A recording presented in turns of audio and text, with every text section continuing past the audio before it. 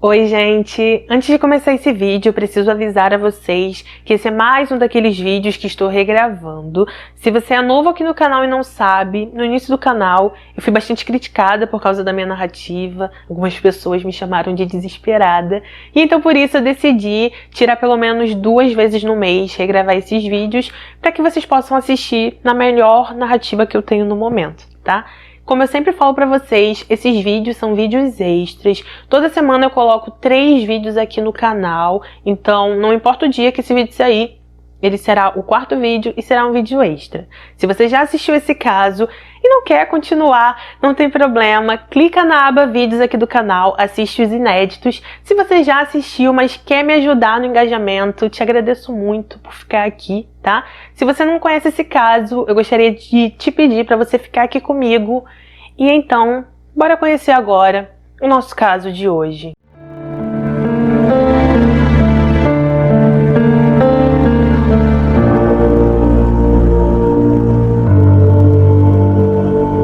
Conheçam Red Carroll. Red nasceu no dia 18 de setembro de 1943. Carroll nasceu no dia 16 de fevereiro de 1944. Na época em que tudo ocorreu, os dois tinham 61 anos e viviam juntos na Flórida, Estados Unidos. Red e Carroll foram descritos como um casal amável. As pessoas que falaram sobre eles disseram o quanto eles eram amigáveis, receptivos, agradáveis e que se você precisasse de qualquer coisa, eles sempre faziam o possível para te ajudar. Red e Carroll se conheceram nos anos 50 enquanto eram adolescentes. Eles se conheceram enquanto estudavam juntos no mesmo colégio. Assim que se viram, eles se apaixonaram, se aproximaram, começaram a namorar. Mas não se diz o porquê nas matérias que eu encontrei. Assim que eles se formaram, eles acabaram se separando, seguiram caminhos opostos e por quase 40 anos eles nunca mais se viram ou tiveram qualquer contato. No decorrer de sua vida, Red ingressou na Marinha, trabalhou em uma ferrovia, se casou, teve filhos, se separou. Enquanto isso, Carroll também se casou, teve filhos. Seu primeiro casamento não deu certo, então eles se divorciaram. E quando ela se casou novamente, viveu um relacionamento bem difícil. A personalidade do marido dela era bem desagradável, eles viviam se desentendendo. Tanto que em fevereiro de 1987, o ex-marido de Carroll pegou uma arma, atirou nela e nele também. E ao final de tudo, ela acabou sobrevivendo e ele não. Com isso, Carroll precisou se reestruturar, começou a trabalhar em vários locais. No ano 2000, ela começou a trabalhar na central de atendimentos de uma TV a cabo. Assim que estava atendendo os clientes em um determinado dia, Red acabou ligando para essa central de atendimento para reclamar da televisão. E assim que eles começaram a conversar, eles perceberam quem eram e ficaram imensamente felizes por ter se encontrado. Assim que eles começaram a se falar, todo o amor que eles sentiam na adolescência voltou. Eles marcaram alguns encontros, namoraram brevemente. E após isso, eles se casaram em apenas 1 ano, se casaram em 2001. Eu preciso falar para vocês que em uma matéria se diz que, na verdade, quem trabalhava nessa central de atendimento era o Red, mas como o local que eu encontrei a informação de que era Carroll, eu confio muito, eu coloquei em destaque aqui, tá? Mas eu preciso dizer para vocês que existe essa contradição sim. Assim que se casaram, o casal se mudou para Carolina do Sul.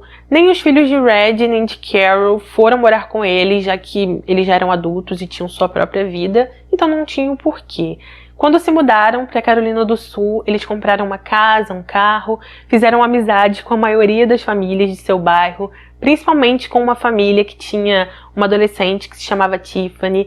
Tiffany ficou muito próxima de Red Carroll, ela frequentava sempre a casa deles e eles passaram a considerar a menina uma filha de consideração. Tiffany nasceu no dia 3 de dezembro de 1981.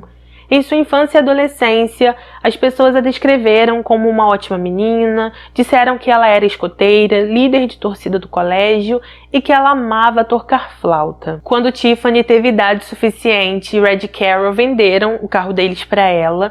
Eles fizeram isso porque eles já estavam na intenção de se mudar da Carolina do Sul. Red estava com a saúde debilitada, ele tinha diabetes, não estava bem e ele preferia se mudar para a Flórida porque, segundo ele, lá era um lugar mais quente e a temperatura de lá o agradava mais. Com isso, eles acabaram se mudando para a Flórida, em Jacksonville. Quando chegaram lá, eles se estabeleceram em uma casa, eles tinham o costume de ficar jogando, assistindo TV, eles realmente gostavam da presença um do outro, então eles não se importavam com nada mais nessa vida. Quando eles começaram a morar na Flórida, Tiffany os visitava frequentemente. Eles fizeram um acordo de que todos os meses Tiffany tinha que pagar as mensalidades do carro.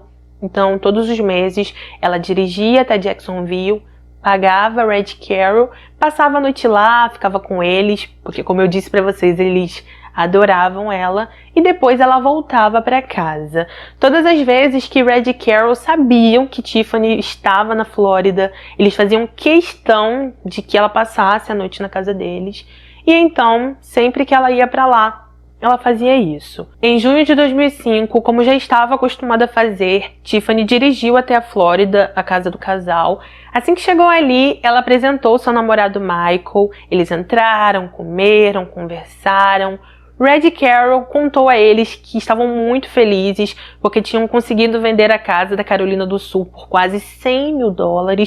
Também contaram que estavam aposentados, que agora finalmente poderiam viver suas vidas da forma que eles queriam, tranquilos, e poderiam fazer o que eles quisessem. Tiffany sabia que os dois não estavam muito bem de saúde. Como eu falei para vocês, Red estava com diabetes, Carroll também estava com a saúde debilitada porque ela estava passando por um tratamento de câncer.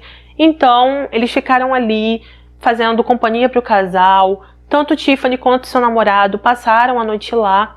E no dia seguinte, após fazer o pagamento do carro, eles se despediram e foram embora. No dia 10 de julho de 2005, uma das filhas do primeiro casamento de Carroll ligou para os policiais de Jacksonville, na Flórida. Assim que começou a falar com a atendente, ela disse que estava muito preocupada com a mãe. Segundo Rhonda, a filha de Carroll, elas eram muito unidas, se falavam todos os dias. Porém, desde o dia 9, ela estava tentando ligar para a casa do casal e o telefone só chamava, ninguém atendia. Rhonda continuou dizendo sobre os problemas de saúde que eles tinham. Disse também que eles quase não saíam de casa, que quando saíam era algo muito rápido e que era muito estranho a mãe simplesmente ignorar as mensagens que ela estava enviando e não retornar as ligações. Ela disse que seu principal medo é que eles pudessem ter passado mal em casa, sozinhos, e então por isso ela pediu que fosse enviado algum policial até lá, já que ela morava em outro estado, para ver se sua mãe e seu padrasto estavam bem ou se eles precisavam de alguma coisa. Com isso, um policial foi enviado até a casa do casal. Assim que chegou ali, ele reparou que o carro de Red Carroll não estava na garagem. Ele então se aproximou da porta principal, chamou, tocou a campainha, ninguém atendeu. E como ele percebeu que ninguém iria atender ele decidiu entrar.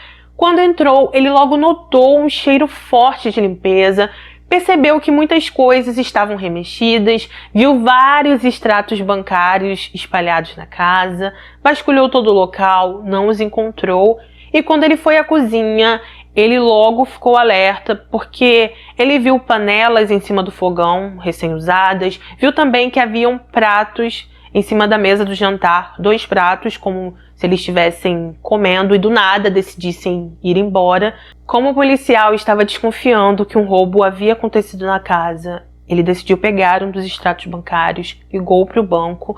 Assim que ele começou a conversar com a atendente, ele perguntou se Red e Carroll tinham utilizado sua conta naquela semana. A atendente disse que sim e falou que desde o dia 8 de julho eles estavam realizando muitos saques. Ela falou que esses saques variavam entre 1.000, 2.000, 8.000 e sempre eram o mesmo valor.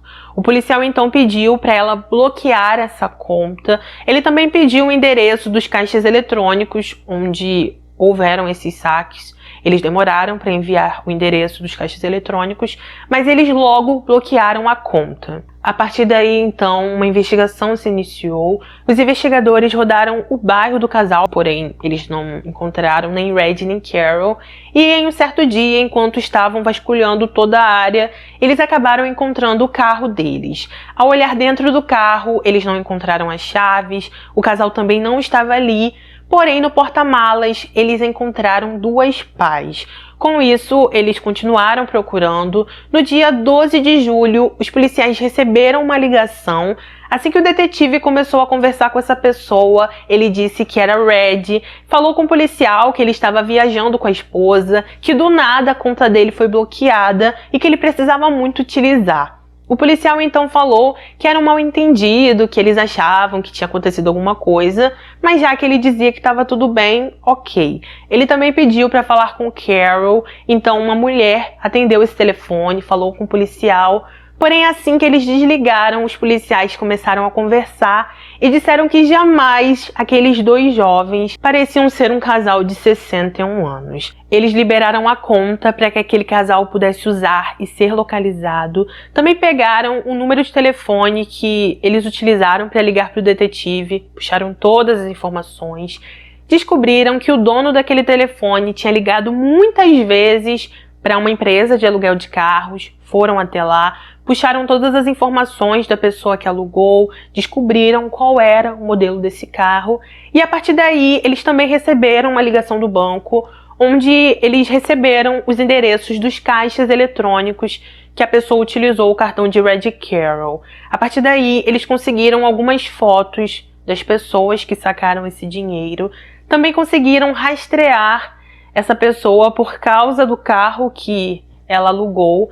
Esse carro tinha GPS, então a polícia conseguiu com a empresa o GPS do carro e com isso eles chegaram na Carolina do Sul, onde esse carro estava estacionado em um hotel. No dia 14 de julho de 2005, os policiais chegaram no quarto de hotel onde essa pessoa estava hospedada. Assim que eles entraram no quarto, eles encontraram 3 pessoas, eram 2 homens e uma mulher. E uma dessas pessoas era nada mais, nada menos que Tiffany. Ao observar todo o local, os policiais encontraram as chaves do carro de Red Carroll. Eles também encontraram R$1.000 em dinheiro, encontraram dentro do carro que foi alugado uma coleção de moedas que o Red tinha, encontraram também a carteira dele, documentos do casal. E então por isso essas 3 pessoas foram presas. Quando os 3 foram levados à delegacia, os policiais descobriram seus nomes. Como eu disse, um deles era Tiffany, a outra pessoa era seu namorado Michael, a terceira pessoa era um homem chamado Alan, e quando eles começaram a conversar com eles, ninguém dizia absolutamente nada. Os policiais acabaram descobrindo que tinha uma outra pessoa envolvida. O nome desse homem era Bruce, ele foi encontrado na Flórida, também foi preso, e a partir daí que muitas coisas começaram a ser esclarecidas. Bruce praticamente contou tudo o que havia acontecido, foi ele quem confessou, apesar de Tiffany também ter falado algumas coisas. A todo momento ela disse que ela não estava envolvida na parte do sumiço de Red Carroll e disse que ela só estava envolvida no roubo. Como eu disse para vocês, Bruce foi a pessoa que mais colaborou nesse caso. Aliás, ele fez um acordo com os investigadores para poder revelar tudo e no final ele disse que sim, Red e Carroll não estavam mais vivos. Ele contou que no dia que Michael e Tiffany foram à casa do casal, eles passaram a noite vasculhando. Michael encontrou alguns extratos bancários de Red e assim que ele viu o dinheiro que o casal tinha, ele disse para Tiffany que ele queria aquele dinheiro. Após isso, no dia seguinte, eles saíram da casa, montaram todo o plano. Quando eles já sabiam o que iriam fazer, eles foram até Alan, contaram tudo a ele. Alan era um amigo do casal, então quando eles ofereceram dinheiro, ele logo aceitou. E após aceitar, Alan procurou Bruce, ofereceu basicamente a mesma coisa, disse que ele ganharia um dinheiro e Bruce também aceitou participar desse plano. Segundo Bruce, após isso, eles foram até uma empresa de aluguel de carros, alugaram um carro. Bruce também tinha roubado 2 pás de seu vizinho, colocou no carro e após isso eles viajaram para a Flórida em carros diferentes. Tiffany e Michael em um e Alan e Bruce em outro. Quando chegaram na Flórida, eles foram para uma outra cidade onde tinha uma área arborizada. Ao chegar nessa área, eles cavaram com a pá e 2 dias depois, eles seguiram em direção à casa de Red Carroll. Quando chegaram ao local, Tiffany e Michael ficaram em um carro estacionado. Alan e Bruce então bateram na porta, disseram para Red que eles precisavam usar o telefone porque o carro deles não estava bom, e então Red permitiu que eles entrassem. Assim que entraram, eles utilizaram uma arma de brinquedo. Red pensou que ela fosse de verdade, mas mesmo se ele soubesse que era de mentira, ele, já debilitado, doente, jamais conseguiria bater de frente com dois jovens. Quando Bruce e Alan entraram na casa e se depararam com o casal, eles colocaram fita adesiva nos pulsos, levaram eles para seu próprio carro. Eles entraram no carro, na verdade, não entraram, foram colocados no porta-malas. Após isso, Alan e Bruce dirigiram o carro do casal até essa área arborizada, onde eles tinham ido 2 dias antes, e quando chegaram ao local e abriram o porta-malas, eles perceberam que os pulsos deles não estavam mais com fita adesiva e que eles estavam abraçados e orando. Em algumas matérias se diz que Tiffany estava presente nesse momento, em outras que ela estava em um carro estacionado, que não participou, enfim. Após isso, Red e Carol saíram do carro. Michael mandou que eles dissessem qual era a senha dos bancos. Red disse, e então após isso eles seguiram com o plano. Após realizar tudo, eles entraram no carro, festejaram, sacaram dinheiro, beberam champanhe, fizeram muitas coisas, até que eles foram para esse hotel onde foram encontrados e entregaram o dinheiro que seria de Alan e Bruce também. Após essa confissão, Bruce contou o local onde Red Carroll estava. Os investigadores foram até lá, encontraram os dois, levaram eles para análise e após todos os procedimentos, se constatou que eles perderam a vida porque no momento que eles foram colocados no local que todos eles haviam cavado 2 dias antes, eles estavam vivos. Com isso, todos eles que já estavam sob custódia foram presos, aguardaram por seu julgamento e, enfim, esse dia chegou. Como Bruce fez um acordo com os investigadores, ele teve uma audiência. Nessa audiência, ele se declarou culpado e pegou 45 anos de prisão. No julgamento de Michael e Alan foi diferente. Como eles não tinham feito nenhum acordo, ao final de tudo, os dois receberam a pena capital. No julgamento de Tiffany, que ocorreu em 2007, a todo momento ela dizia que não sabia sobre o resto do plano. Ela falou que a única coisa que ela sabia era sobre o roubo e que não sabia sobre mais nada além disso. Os promotores então apresentaram algumas evidências que provavam que Tiffany sabia sim, que os advogados dela só queriam montar uma estratégia onde Michael era o cabeça de tudo, onde ela não teria feito nada, mas segundo os promotores, ela teria ajudado todos eles em cada etapa e no momento enquanto eles estavam lá nessa área arborizada, cavando, ela estava com uma lanterna ajudando eles a iluminar o local. Ao final de tudo, houve um desentendimento para saber qual seria a sentença dela. Então, em 2018, finalmente ela descobriu e foi considerada culpada. E assim como Michael e Alan, ela recebeu a pena capital. Tanto Alan quanto Michael e Tiffany ainda estão vivos e estão aguardando sua sentença. Após alguns anos, Alan Wade, que participou de todo esse plano, começou a namorar com uma mulher. O nome dessa mulher é Sigrid. Parece que ela ficava escrevendo cartas para pessoas como ele que receberam pena capital. Quando ele viu uma dessas cartas, ele respondeu. Os dois começaram a namorar. De alguma forma, eles conseguiram se casar também e tiveram um filho. Essa mulher tem 39 anos, parece que ela nasceu na França e vive na Flórida. Eles não conseguem se ver frequentemente, parece que esse relacionamento é mais à base de cartas também. Mas ela diz que ama muito Alan, que a família dela não o aceita, nem seus amigos, e que depois que ela se casou com ele, todo mundo meio que se afastou dela. Mas que ela não se importa com isso. Em uma das cartas para Sigrid, Alan disse: "As pessoas estigmatizam você apenas por estar em um relacionamento comigo. Só que eu sei que pessoas que te julgam dessa forma são um desperdício. elas são um desperdício de qualquer maneira. A família de Red Carroll passaram anos nesses julgamentos do Alan, Bruce, Michael e Tiffany. Eles disseram que foi bem difícil para eles. Depois de algum tempo, Tiffany enviou uma carta para a família deles pedindo perdão. Alguns membros disseram que perdoavam ela, porém eles achavam necessário a pena que ela recebeu e não achavam que ela deveria ser livre de forma alguma. Um dos filhos de Carol chegou a dizer o seguinte: qualquer pessoa que sente pena dessa mulher precisa olhar as fotos que foram tiradas naquele lugar. A família do casal disse que eles acreditavam que após os julgamentos eles conseguiriam ter um pouco de paz, mas não conseguiram, e dizem que conforme os anos se passam, parece que tudo sempre fica mais difícil, nada fica fácil.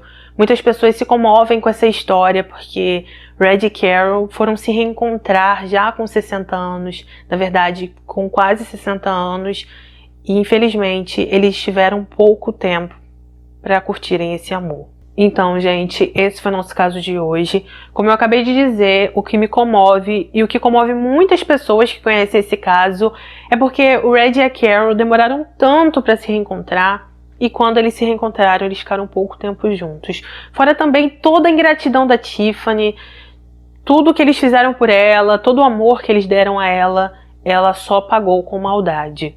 Como eu falei pra vocês também, a Tiffany, durante o julgamento, queria colocar a culpa no Michael. Os advogados dela disseram que ele era o cabeça, que ele influenciou ela, que ela não sabia o que na verdade iria acontecer, que ela só sabia do roubo e que ela ficou surpresa como qualquer outra pessoa. Só que se vocês pararem para observar as fotos que foram tiradas depois que eles já estavam com o dinheiro, eu acho que as imagens falam por si só, né?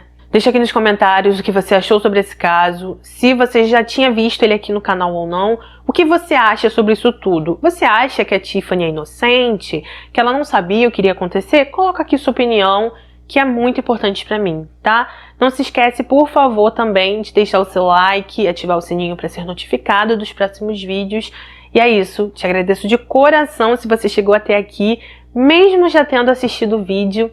E quero lembrar que temos vídeos aqui 3 vezes por semana, a maioria das vezes é segunda, quarta e sexta, e que eu espero vocês aqui para um próximo vídeo. Um beijo no coração de vocês, obrigado por tudo, fiquem com Deus e até o próximo vídeo.